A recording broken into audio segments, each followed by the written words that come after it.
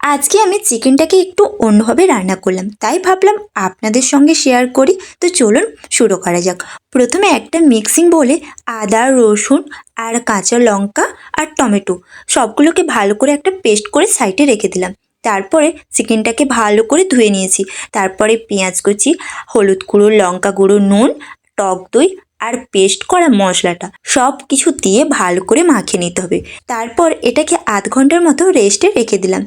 আর বাঙালি মাংসর ঝোলে আলু ছাড়া একদমই চলে না, তাই আলুগুলোকে ভাজার জন্য কড়াইতে তেল দিয়ে লাল লাল করে ভেজে নিলাম। ব্যাস, ওই তেলেই মাংস যে মাখিয়ে রেখেছিলাম ওগুলোকে দিয়ে দিলাম। তারপরে ভালো করে কষিয়ে নিতে হবে। যখন তেল ছেড়ে ছেড়ে আসবে তখন জল দিয়ে দিতে হবে। তারপরে হালকা একটু ফুটে গেলে ওপরে ধনেপাতা দিয়ে নামিয়ে নিতে হবে। ব্যাস, তৈরি এত সুন্দর টেস্টি চিকেন। টাটা, দেখা হচ্ছে নতুন কোনো ভিডিওতে।